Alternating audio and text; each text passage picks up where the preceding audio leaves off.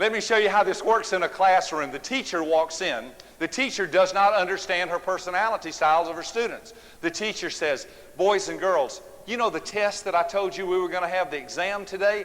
I've decided to cancel that. We'll have it tomorrow. The C student, the cautious student, sits there and goes, that's not fair. I studied. I didn't even watch television last night. I'm ready to take the test. You're just canceling it right out of the blue? You're so unstable. The S student reacts entirely differently. The S student sits there and says, thank you so much. You're so sweet to help us like that. We can all study together again today so we can all do better on the test. The D student sits there and reacts. If he studied for that test and you cancel it, he goes,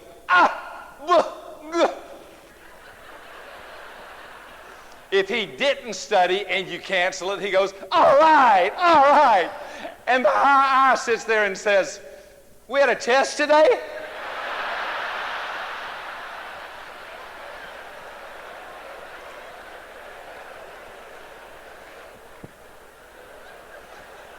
Each of the styles have their strengths. Each of the styles have their weaknesses. For the C's, just before we finish the C's, I want to say this. One of the things that C's are so good at, they ask a lot of questions. But the problem is they ask questions that no one can answer. For example, one kid said to me, when God made everything the first time, like he made grown trees the first time, he made full trees. I said, well, yeah, what about it? He said, well, did the first trees God make, did they have rings inside of them? And one kid said, why do dogs hate for you to blow in their face, yet the first thing they do when they get in a car is stick their head out the window?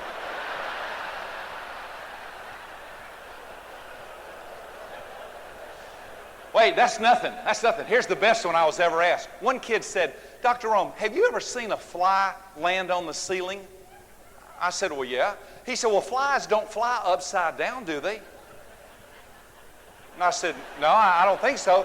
He said, well, how close does a fly get to the ceiling before he turns over and lands? Wait, that's not even the question.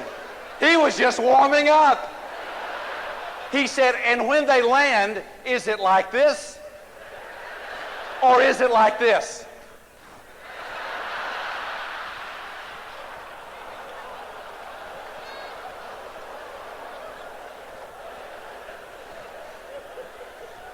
I said, I don't know. I'm not on the planning committee.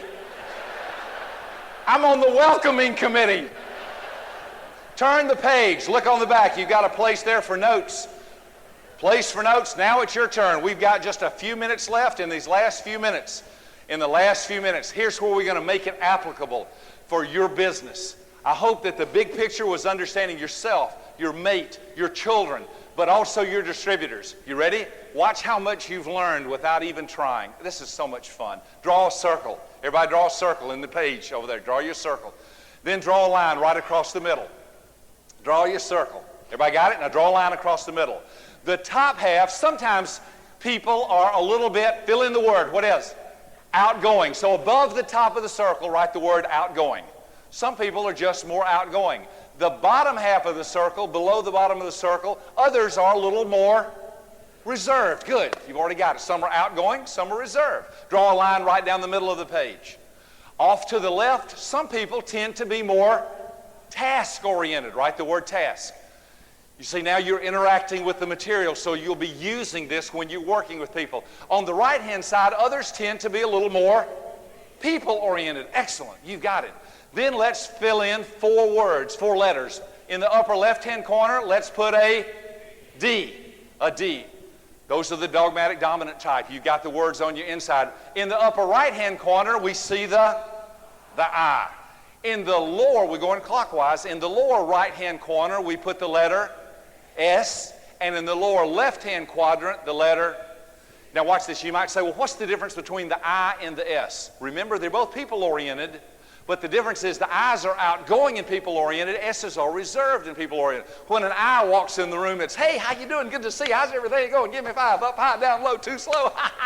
You know, When the S walks in the room, they feel inside just like the I. They want to see everybody, talk to everybody, but they much prefer you to come up to them.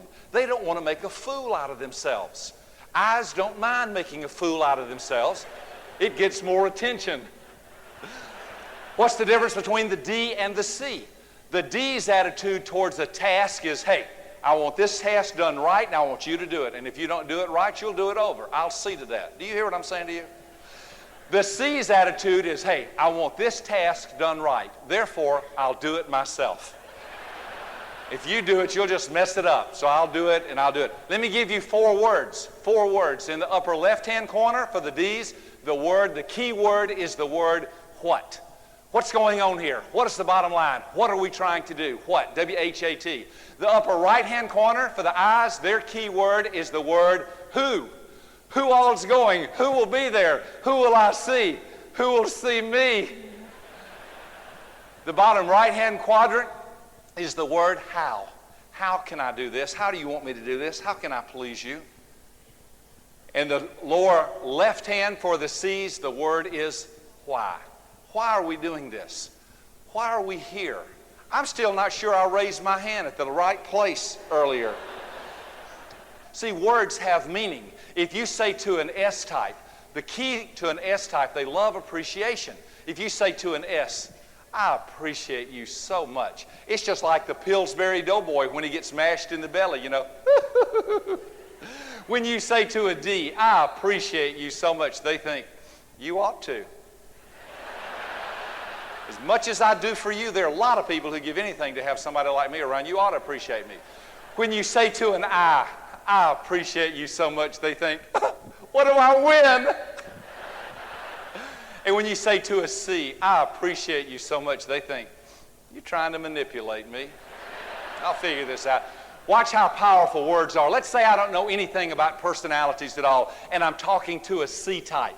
I'm talking to a C-type. Oh, I'd love for you to come to our functions. We have the most fun. We laugh. We have entertainment. We have speakers, motivation. It's really, really great. They stand there and think, are you on something?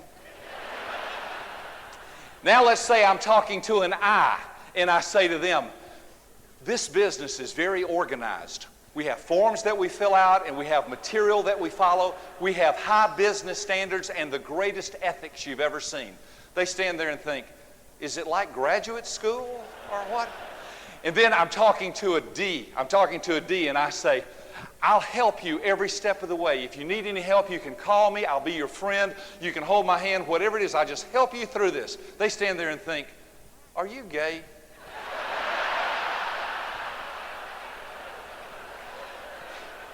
And now I'm talking to an S-type. I'm talking to this. In this business, you can be your own boss. You can be in charge. There's no limit. The sky's the limit. You can be in charge. You can be your own master. This is a fantastic business. You can own it and call your own. They just stand there and go.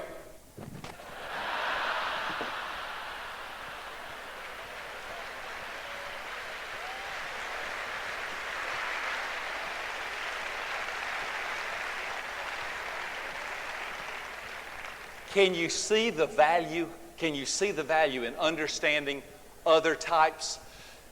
What we're trying to do today as we wrap this up, it's not, well, I'm a D, I'm an I, I'm an S, I'm a C. That's fine. That's just the first step. The second step is, can I understand other types? Can I recognize those D's and I's and S's and C's? But the payoff comes. The real payoff comes when you begin to say, now how can I adjust my style to better work with your style? You follow that? It's a beautiful picture and a package that we build together, we work together, and we form more effective teams. If we understand each other and build together, then we have a win-win situation. See, when I show the plan to somebody, when I'm talking to somebody, if I did it my way feels very natural to me. But if I'm talking to a high C at a business meeting, you would walk past me and you would say, that looks like Dr. Rome, but he sure doesn't act like the way he is, because I take on a different posture. I try to make it a business meeting. I try to arrive early instead of late. You know, C's, and the C's will be there. They'll have pens in their pocket. They'll have all their notes. And, you know, high I's tend to be a little bit late, so I think I better be there a little bit early. I adjust my style to work with them. Well, let me close by putting this together. One more school story, because I was a school principal for 8 years, and I really enjoy seeing how this works in the classroom. Here's a teacher who does not understand personalities. She looks at her class one day. She says, "Boys and girls, who discovered America?" And about that time, Rocky, the high D, blurts out, "Columbus." "Rocky, you did not raise your hand." He said, "You asked a question. I thought you wanted an answer." And she thinks, "Boy, that kid sure is rebellious. I'll be glad when this year's over. I'm going to pass him whether he passes or not." See, she doesn't understand his style. She doesn't understand that one day he's going to grow up to be her governor. He's going to grow up to be the president. Or if it's the girl, she'll grow up to be Margaret Thatcher. You follow me? The high D's who like to be in charge. I guarantee you better run your country with somebody who's got a lot of D in them, because they won't let anybody run over you. And that's the kind of people who know what they're doing. So she looks at little Rocky and she says, "Rocky, next time you raise your hand." And she thinks, that kid's got an attitude problem. She doesn't understand. He doesn't have an attitude problem. He's just trying to be in charge. She's coming to class to teach. He's coming to take over. And she doesn't understand it. So she goes to the next student. She says, "All right, boys and girls, who discovered America?" And Sparky, the high I, he's in the back of the room going. And she says, "Okay, Sparky, who discovered America?" And he says, "Could you give me a hint?"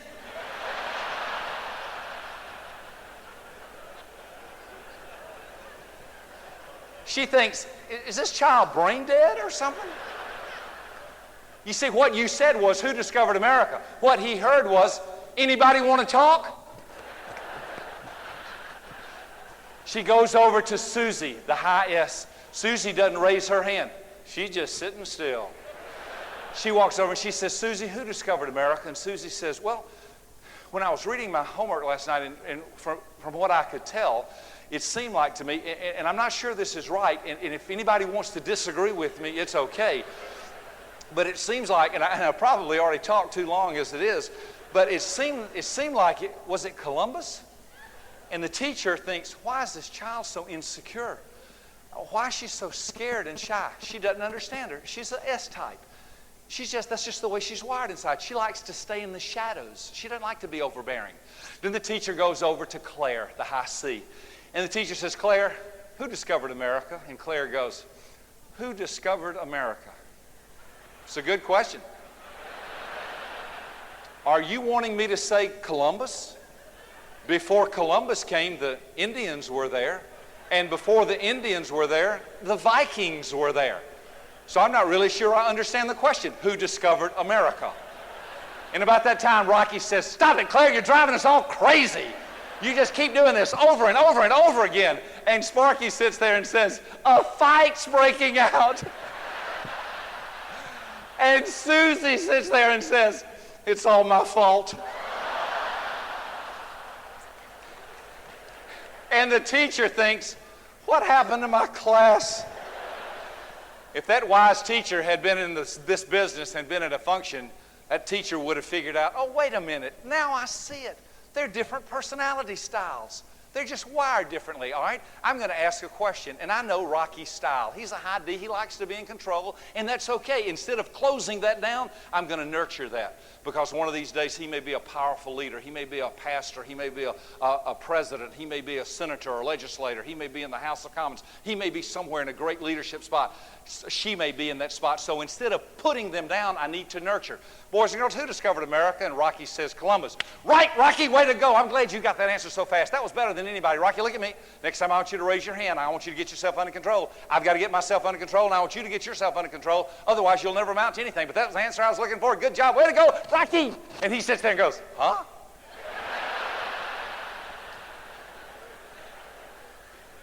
She's dealing with him and helping him and trying to nurture him and love him in his process. Then she goes and she says, all right, boys and girls, who discovered America? And Sparky's going, and she thinks, he doesn't know. But I know he doesn't know. So she says, all right, Sparky, who discovered America? And Sparky says, could you give me a hint? And she says, sure I could. Call. Is that a bus going by outside?